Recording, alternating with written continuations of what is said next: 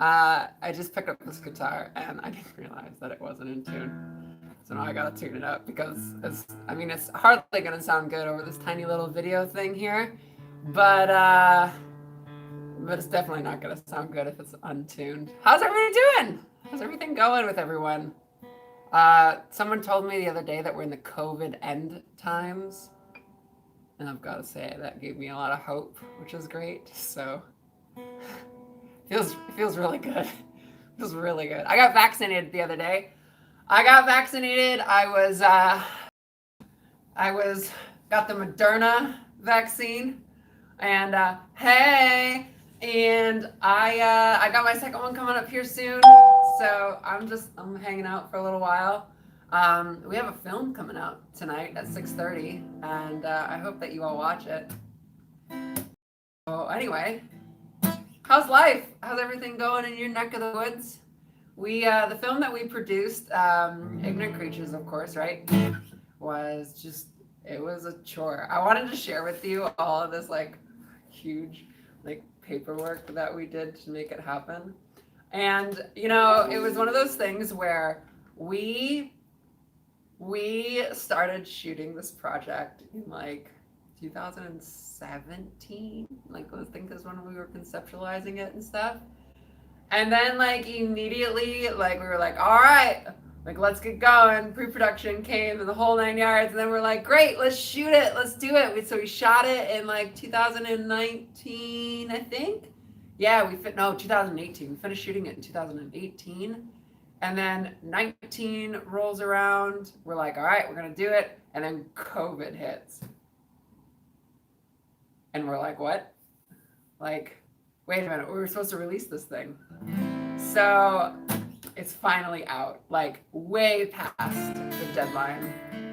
And it's finally out, which makes me feel really happy.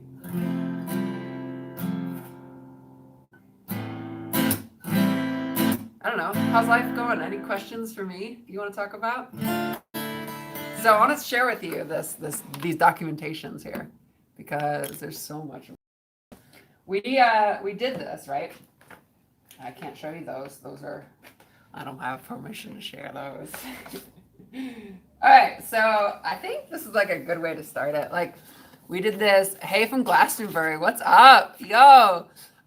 So we did this thing, right? Like, this is kind of like our early kind of documentation about how we kind of wanted everything to kind of roll through. It was like, we were just kind of like sitting down in a room one day, and we're all like, okay, what do we want the film to feel like? What do we want it to like look like? Any thematic approaches, anything like this? And like talking about the audience, like the beliefs of the film, the script breakdown, like the mood, like each one. I had a cup of coffee. Excuse the shaky hands here. And like it's just, look at all these damn notes. So I have produced a ton of films in the past, but never one to this extent, right? Like this was just incredible how much work was involved with this one. Because usually it's been like music videos and stuff, right? Like, you shoot a music video and, hey, Rachel, yeah, it's going good, thanks. But, you shoot a music video, it's kind of like, you get the music, there's no like lines to memorize or anything. Like maybe there's a couple of rehearsals to kind of like get things moving in like your visual or your physical approach. But there's nothing like,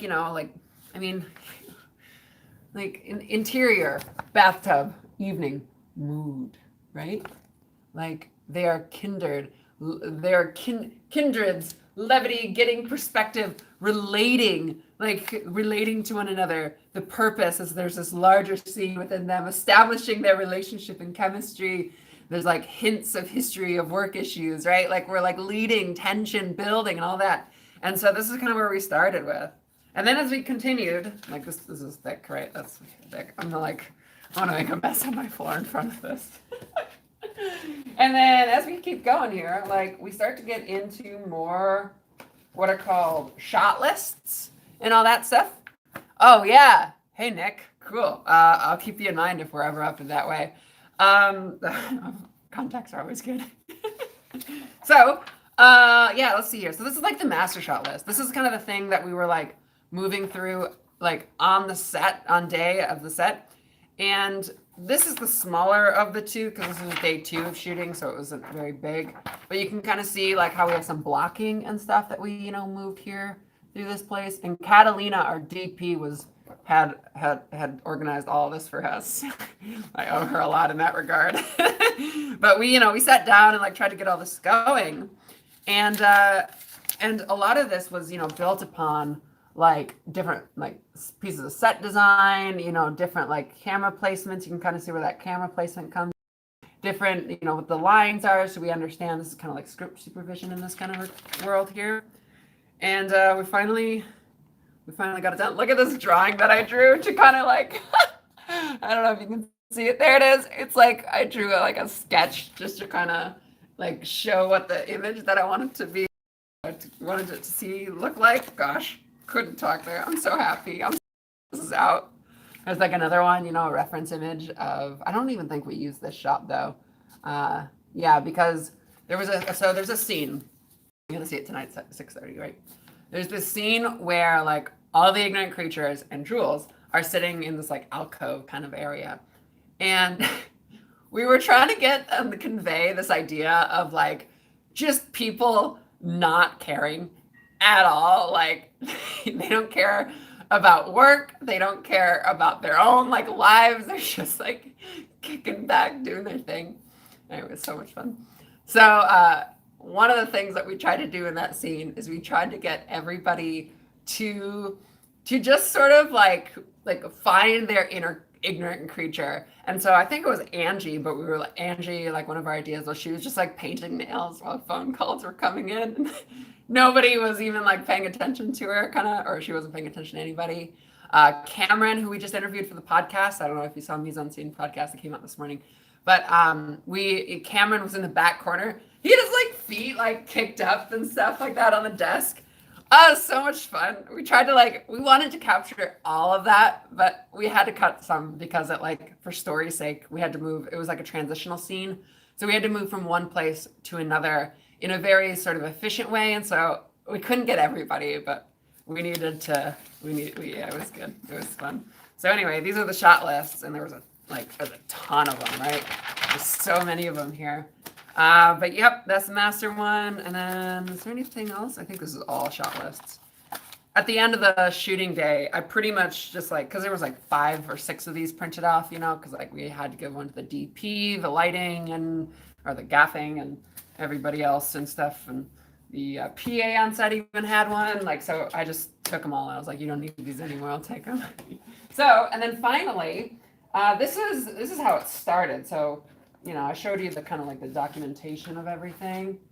Oh, wow. So talent release forms we have here, right? I have to get permission from everybody. I'm kind of waving that fast because I don't want you to see the information that's on it.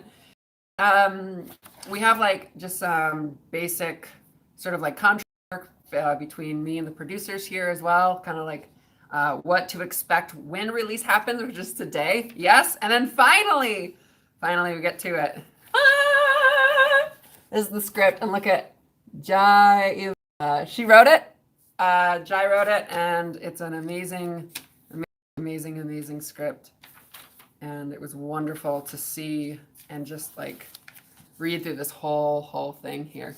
When I got this script, I saw it and I was like, I've never read a story I've never seen a story like this before. It wasn't anything that I've there have been a couple films about non-binary people, but never one that's dealt with issues in their sort of external life and how the world revolves around their coming out. And so that's kind of the perspective that we tried to take on this was, we wanted to show how others sort of react to this coming out. And then on top of that, how Jules would go home and deal with all of that, frankly, bullshit that happened. And so there's that scene, the most important scene of the whole thing was, oh, hey, Lorenzo, we're going through the script stuff for the show tonight. That's what we're going through. So we have, so the scene that's the most important one in the entire film was the conference room. And the conference room was like the one that we took the most, and like we had rehearsals on it. We had everybody in the room. Like this is kind of where we did like the chemistry reads in and stuff like that as well. And so when we get to the scene, like I didn't know this, I edited it, but I didn't know this was going to be such a challenge. And one of the things as the director, I wanted to try to keep the energy between takes. And so I was constantly, like before I was calling action, I was constantly telling people, like, all right, get ready, go, be ignorant, be loud, be strong, right? And so what that did as an editor, don't do this. Quiet on set. No, I understand why quiet on set exists. But like as an editor, that meant that I had to create a bunch of crossfades in the audio and like find different yells and shouts between the actors and try to blend all those together. Oh my God, it was so painstakingly long. But I did it. I was pretty happy with it. And it went through. It went through really well. It took a while to get it though, but I did. Oh, man, that was the hardest part. The audio.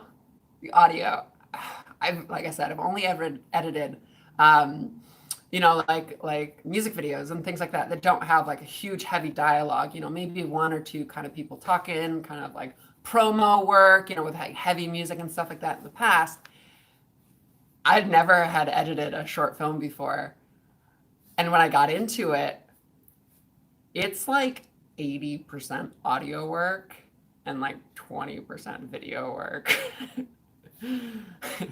It's like there's this much video on the timeline and then this much audio on the timeline. So anyway, that's what we did. That's the folder. That was everything. Shot lists, synopsises. 2019, a little before then is when we started this whole project. And that's it. Now I have a huge mess of papers on the floor. Oh, God damn it. Just dropping more of them. Yeah, right. So I'm curious, does anybody have any questions about this evening? About anything like about the film wise, or I don't know, the studio. I moved here into the studio space as well. I'm not kidding you. I really did just make a giant mess. Oh, God damn it. These were somewhat organized. They're not anymore. That's fine. I don't need them anymore, right? So whatever. I guess it's fine. But yeah, I moved into this space almost a month ago now, and I have to share with you this though. So I play music, obviously, right? Play some music, and I told them that when I moved in here, and before I was in like a music space, and it has its pros and cons. Like it could be loud, nobody cared. But on the other hand, also other people could be loud. And when I was teaching, that was really difficult to do. So I had to move. I had to get out of that space. Like I was competing too much, too often, just with my voice, and it was really starting to pull some taxing here in that space.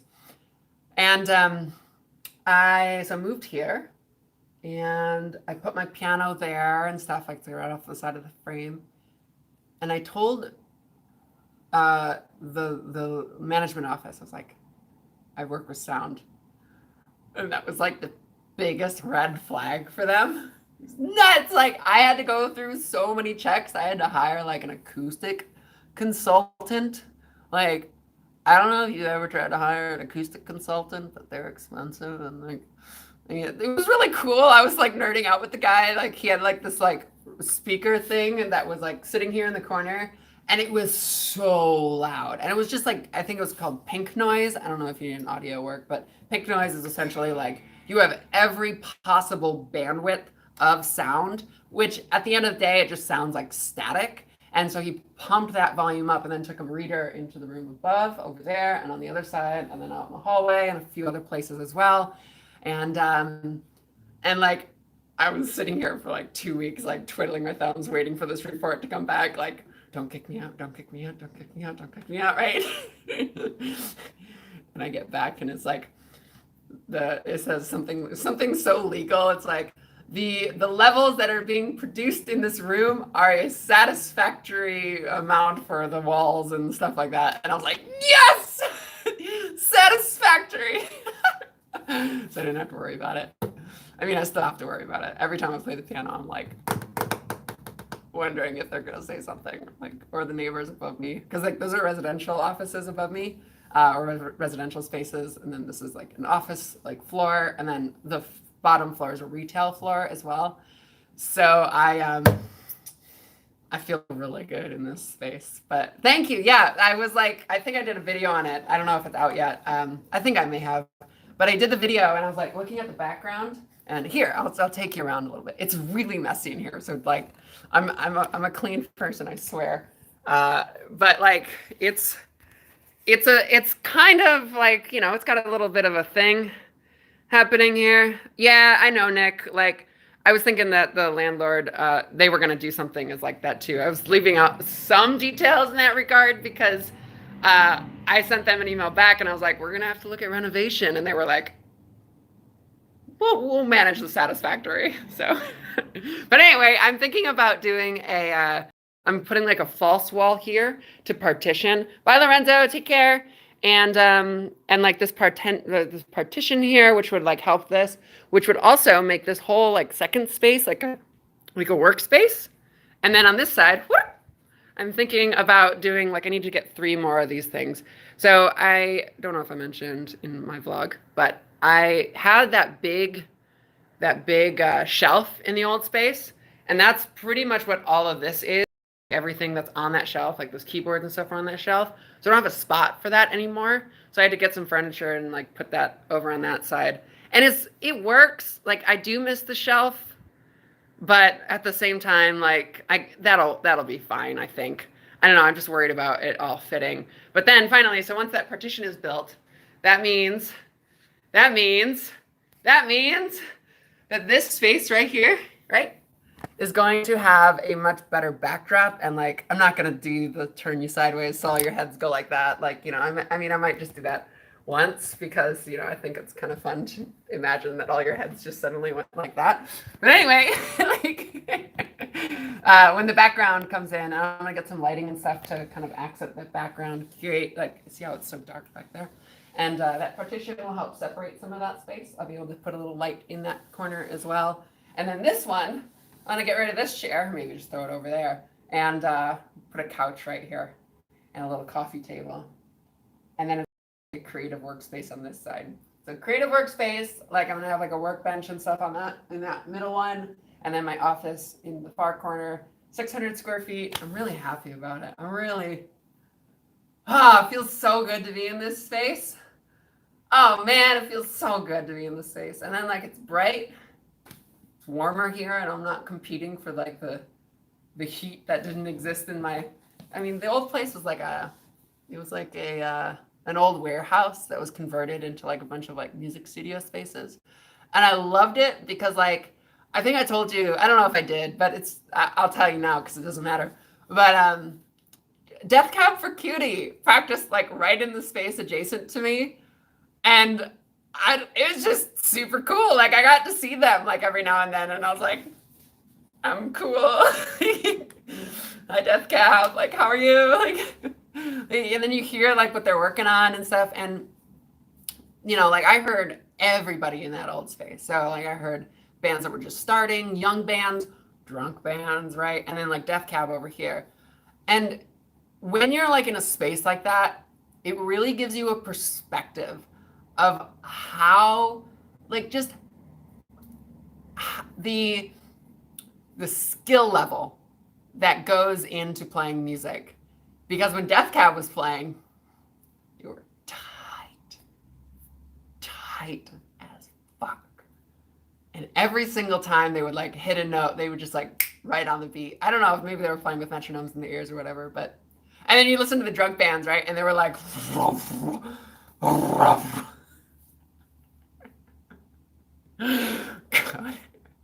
I'm playing way too loud as well. Death Cab was like at a reasonable volume, but yeah, it's nice. So anyway, I think I'm gonna wrap up because I do have like 10 minutes before another student comes in. If you're curious about the film that we produced, it's gonna be on the Little Grey Cat channel. I don't know how to do stuff live anymore. I don't know. I use my phone to do live stuff. But I would love for you to be there. It's coming live at 6:30 tonight, 6:30 p.m. PST. And we're all going to be there. I'm going to be kind of in the chat, kind of hanging out with you all. And thanks, Jessica. And and yeah, I hope that you enjoy the film. It was a treat to work with everybody, a big learning opportunity for me as well. And the film turned out looking really good. So thank you. I hope you have a wonderful day and take care. Goodbye. I will see you in the next one.